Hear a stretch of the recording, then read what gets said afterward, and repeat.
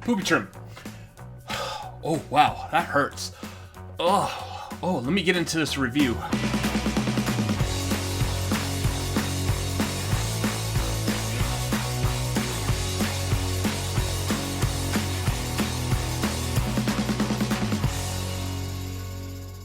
Welcome to the Cinefanatics. My name is Robert Adams, and today I am here with a spoiler-free review for Smile 2. Before I get started, let me know your thoughts, feelings, and opinions of the Smile franchise. Are you looking forward to this movie? Let me know down below in the comments. While you're down there, make sure you hit the like button and subscribe.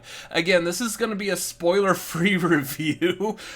Man, there is a lot to talk about with this movie. I am eager to get into this. First of all, right off the bat, the story for this movie. If you are like me, you watch that first one and you're like, man, what an intricate story. Like, I can't believe how detailed this is. How are you going to do a second one of these? Like, we got to jump to some other person and whatnot, and they're going to have to go through and relive everything that we just saw happen in that first movie?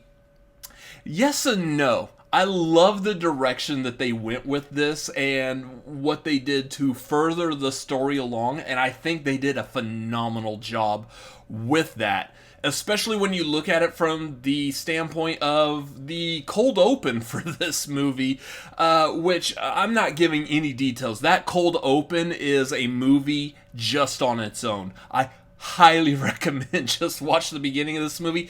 It puts, from the beginning where this movie starts into the title card, this puts you exactly in the frame of mind that you need to be at to survive the rest of this movie. And I'm saying survive because this movie is a hell of a roller coaster. I love what this movie does. I'm not a person that can get scared easily. I love horror movies. I've seen all kinds of horror movies, and I love what this movie did. Before I jump into what actually is scaring me, jump scares, go figure. Let's talk about the cinematography real quick, because that's usually not that scary. The things that they do in this movie with, like, the camera angles, I'm gonna have to go back and watch the first Smile movie to see how many of the things I picked up on this movie were prevalent in the first movie, and I'm not exactly sure off the top of my head. I do like some of the stuff that they do with, like, so you've got Naomi Scott's character, Skye. Basically, this whole movie is about how her world is turned upside down because of a previous incident that happened before the movie started. And I like that because every time this movie revisits this idea, we actually see the camera turn upside down. And it's just to show you that she's not in a right frame of mind. Things are going sideways or upside down or whatever. And I love that little drive it home. It's very subtle in how it does that, and I love that point for this. That being said, also, there's a lot of things that kind of piggybacking off of that with her life being upside down. There's also a lot of shots that deal with the spot, like a spiraling effect. The title card, right from the get-go, has that kind of effect interweaved in the design of the titles. And there's a lot of scenarios throughout this movie that you see the use of some kind of spiraling. For example, she, as you know from the trailer, she is a pop star. She's singing on stage. We see her at the beginning rehearsing a dance scenario, and one of the dances is her being slightly lifted in the air, and then she's turned as she goes down like the line of dancers. Like, they're holding her by the waist, and they're turning her around and upside down as she's going through. And again, this is the whole idea of, like, your mind is spiraling out of control, because this whole scenario, everything from Smile, is something that you're only seeing in your head. So therefore, the way that you interpret it is your life is spiraling out of control. So I like those, like, little subtle nods to that as we're seeing them done throughout the movie. Also, the use of one takes in this movie, especially in the cold open. There is a phenomenal one take. If you're not familiar, this is a one take is what we refer to as a shot that is filmed without breaking. There is one shot at the very beginning, just it is so good how it's shot because of the impact that this means for the rest of the movie. It is really hard to talk about this without talking about spoilers. If you would like me to talk about spoilers, let me know down below in the comments so I could quickly crank that out, because I would love to discuss some of like the little odds and ends of stuff that they do with this movie. It was so good. That also leads me back to talking about the effects for this movie. While there's obviously a lot of practical effects, there are also a lot of CGI effects as well. And this movie, while the CGI, first of all, is still obviously CGI, I think they did a phenomenal job with how it actually looks. Some of these, man, again, once again, it's really hard to talk without talking about spoilers. Some of the gore effects, and first of all, this movie is a lot gorier than the first one. The first movie, I mean, I would say is almost horror-like to some extent. This movie is not horror-like. This movie goes full out on like the blood, the guts, and the gore. If you're squeamish, stay away from this movie. But I love some of the stuff they did with this. A lot of like quick, sudden reveals. Just is so good. Which leads me into talking about like the jump scares. This movie corrected probably my biggest issue with the first Smile movie in regards to jump scares, and that was the fact that almost anyone who has seen Smile could attest, and they would agree, that the jump scare that is shown in the trailer for Smile was easily one of the best jump scares of that entire movie, and I hate that it was ruined in the trailer. And if you've seen Smile, you know the one I'm talking about, where the sister's running up to the car. Holly. Just mind-boggling, just jump scare, it's so good. I wish it wasn't ruined in the trailer, because this movie does a lot of phenomenal jump scares. And they weren't in the trailer, and thank God. I'm not a person that jump scares easily. I usually, I'm able to see them ahead of time. So mentally, when I'm watching a movie, I can understand, hey, we're in a calm, quiet period. We haven't had anything scary happen for a while.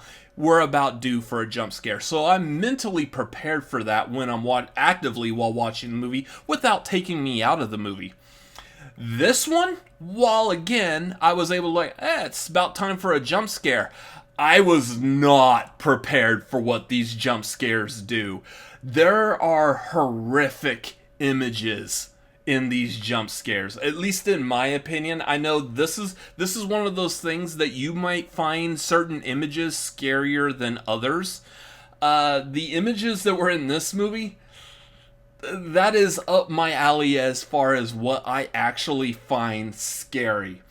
Now, I wouldn't say I just jumped out of my seat and screamed, but I could see that happening. If you're someone who's not usually susceptible to jump scares, this is the movie for you. This is the movie that you need to challenge yourself. Sit through this movie and see if you can make it without your heart skipping a beat, without going into some form of shock while you're watching this movie. It was so good. That being said, those images are terrifying. They are so scary. I'm gonna have them burned into the base of my brain for a while. At the same token, I can't wait to watch this movie again, just because now that I'm aware of those images, I want to see how they are when I'm not like taken aback, when I'm not like jumping out of my skin seeing them.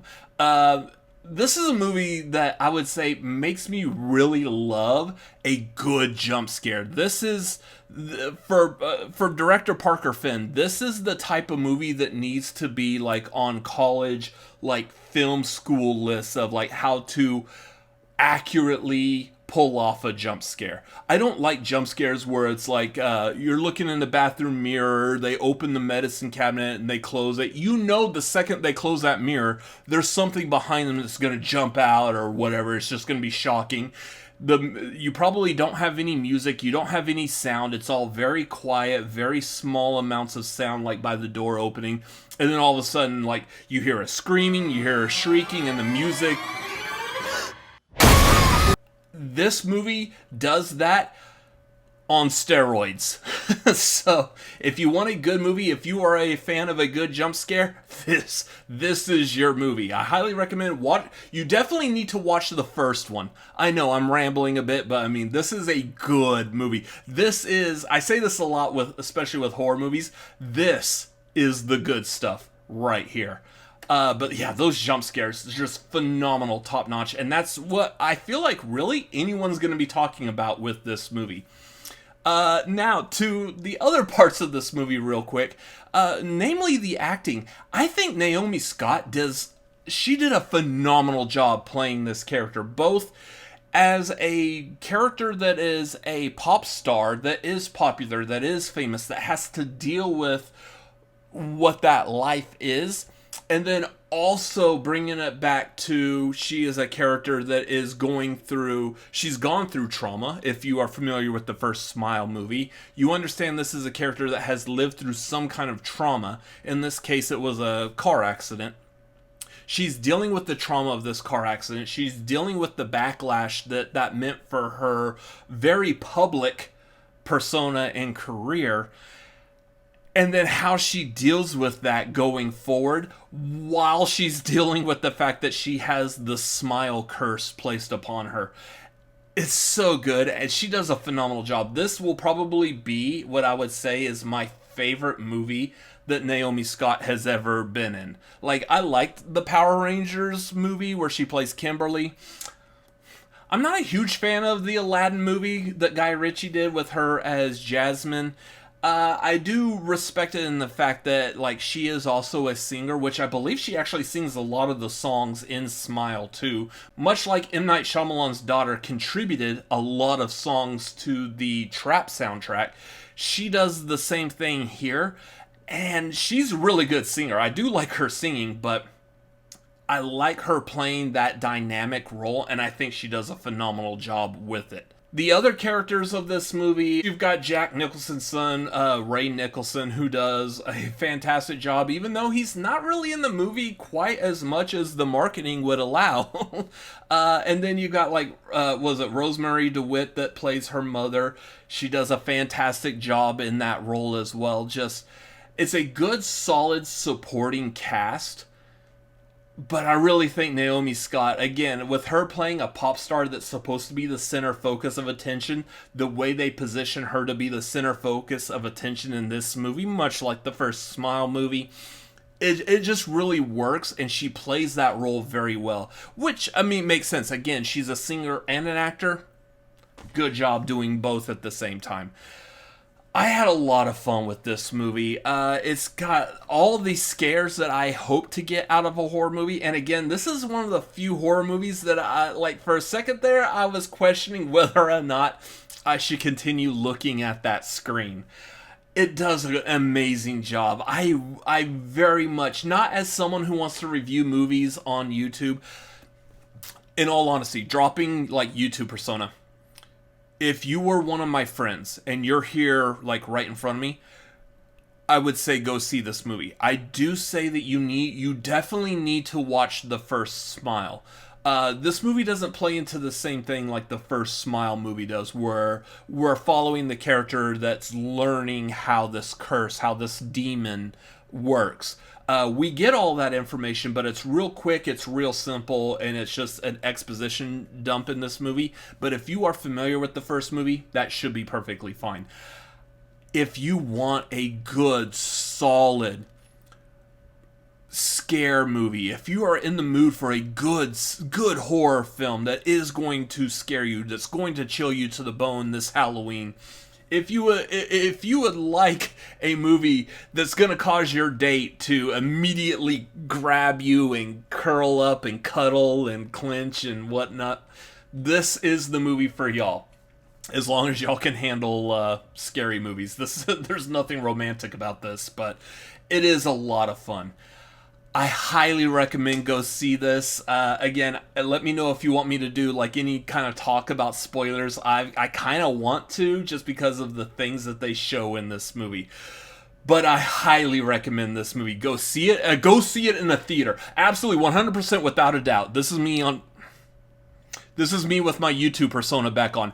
Go see this in the theater. You need to see this with an audience of people that are all going to jump the same time as you. You need to hear this on the speakers that are going to blare at you when these scares happen. You need to not be ready, but mentally accepting of what this movie is going to provide to you. That is going to be my final words for this review. Again, what did you think of this review? What do you think of the first Smile movie? Let me know down below. Have you seen Smile 2 already? Is there any other points that you would have liked for me to make and I didn't make? Let me know down below. I'm just super excited about this movie, y'all. Make sure you follow us. We are at The Cinefanatics on Twitter, Instagram, and TikTok. You can follow me personally at RCA Reacts on Twitter, Instagram, TikTok, and Letterboxd. Also, youtube.com/@RCA Reacts. Thank you for watching this video. Thank you for watching anything that we produce here on Cinefanatics. Very much appreciate each and every single one of you and all of your views. We hope to see you on the next video. Come back for more. I'll see you then. Laters.